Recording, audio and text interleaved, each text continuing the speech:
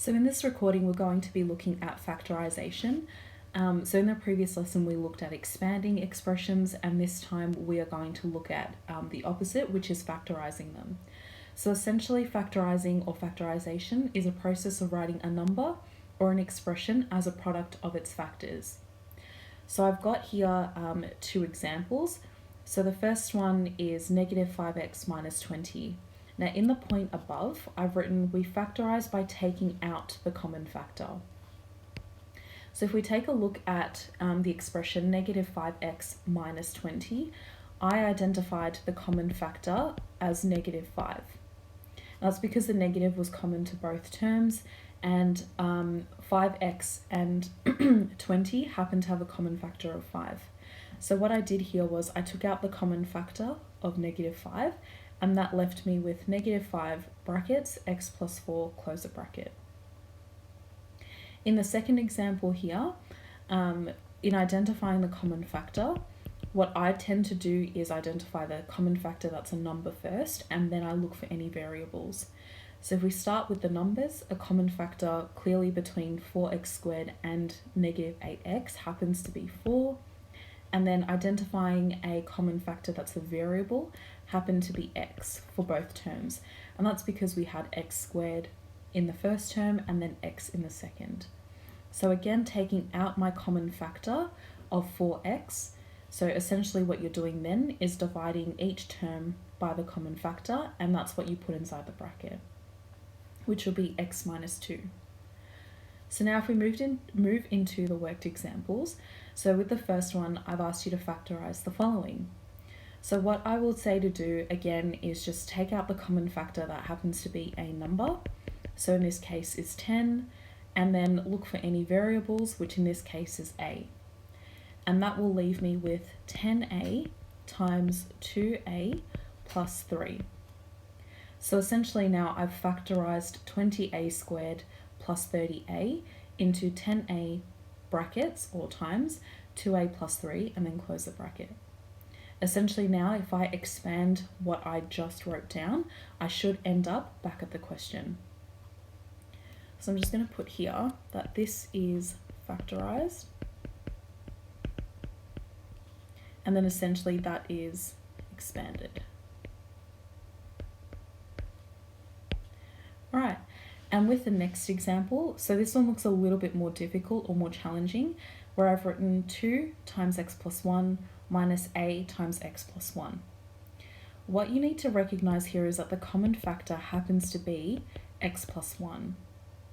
So when we are taking out the common factor, we're essentially dividing the expression out by the common factor. So if I start by writing x plus 1 out the front, so that's like saying x plus 1 and then divide that term by x plus 1. So dividing them out will then leave us with bracket 2 minus a.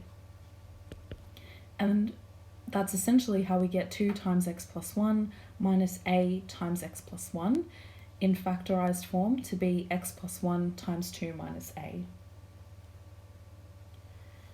All right, so now moving into factorizing around difference of perfect squares, or the DOPS method, it follows the principle a squared minus b squared equals a plus b times a minus b. So I'm just going to highlight that, and the reason that a plus b times a minus b becomes a squared minus b is for the following reason. So I'm just going to asterisk that, and I'll just do some quick working out.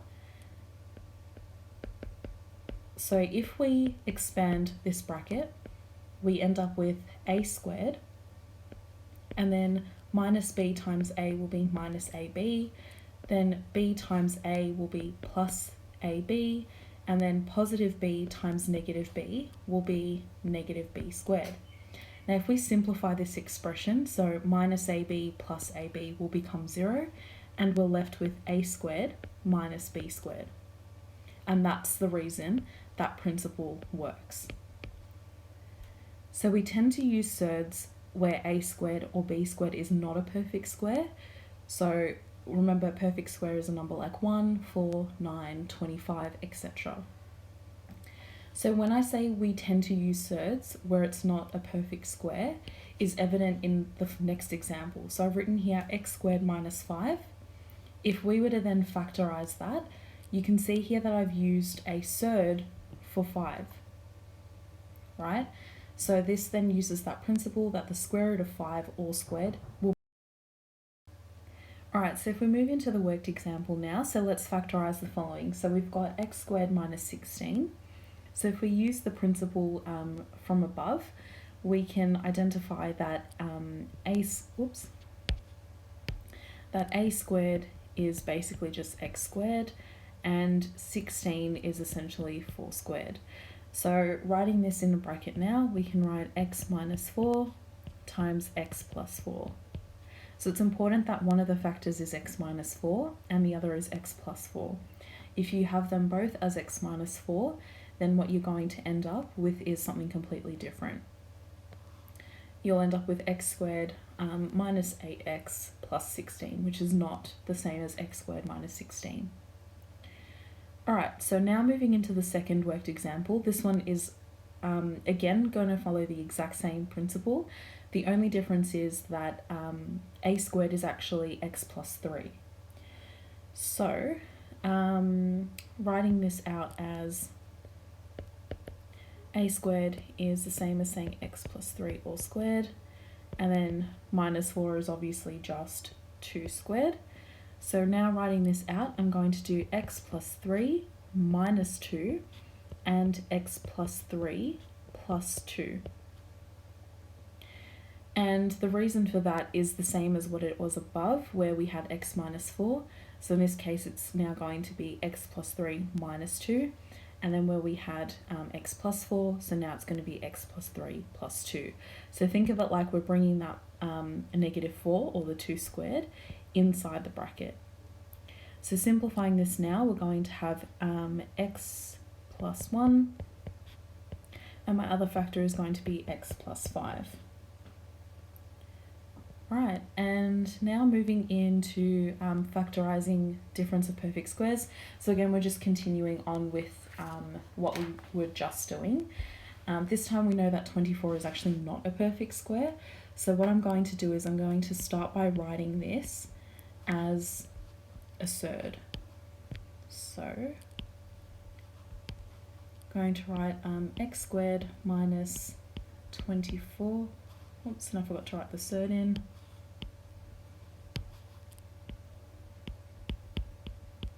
Like so.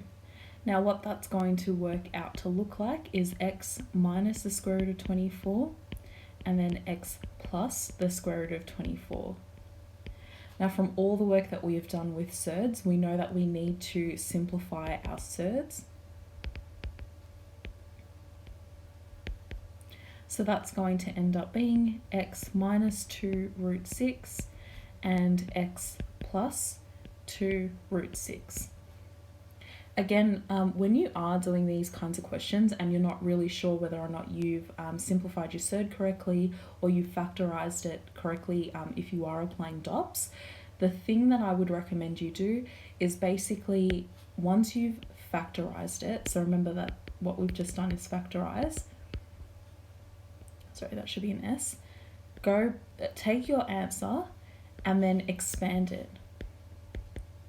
So if you expand your answer, what you should come back to is the question itself. And if you don't, then you know you've made a mistake. All right, so now moving into the next question. So again, we're going to do exactly what we did in the previous worked example, which was x plus 3 all squared minus 4.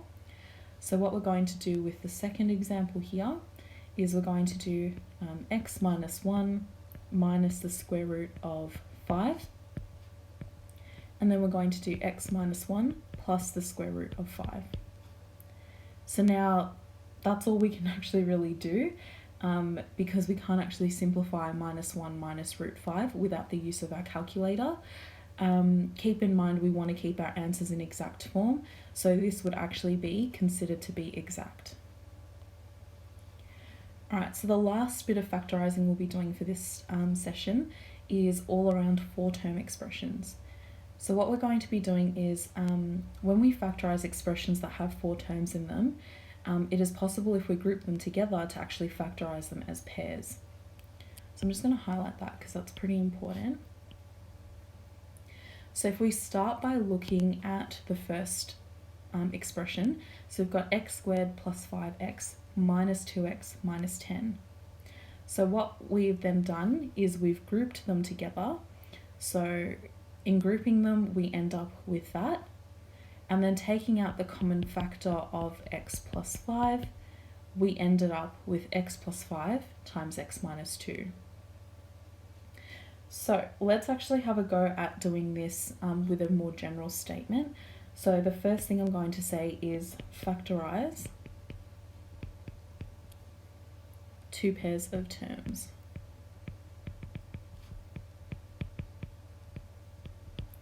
So we could say that x squared minus x is a pair or a group, and my second group is ax minus a. So all I'm going to do is factorize the 2 groups or the 2 pairs. So factorizing what I highlighted in pink, my highest common factor is actually x, and that will leave me with x minus 1. And then factorizing what I highlighted in green, my common factor is a, so that'll leave me with x minus 1. So what we can see here is that our common factor is actually x minus 1. So now, if I take out the common factor or the common binomial term, then I'm going to have it written as x minus 1 times x plus a. Alright, so let's just do another example. So let's say, for example, we have x squared plus bx plus 7x plus 7b. I'm just going to write example. So if we factorize this, again, I'm going to do it by grouping 2 terms together. So I'm going to factorize those 2 together, factorize those 2, and then I'll put it all together. So factorizing my first group, my highest common factor there is x. That will leave me with x plus b. Factorizing my second group, I've got 7. So I'm going to take out a common factor of 7, and that will leave me with x plus b. So now from here, we can see that our common factor is x plus b. So factorizing this step here, I'm going to take out the common factor, which is x plus b, times x plus 7. And that will be my factorized expression of the original expression given. Again, if you're not sure about your factorized answer, expand it and see, do you come back to the question? And that's it for this recording on factorizing.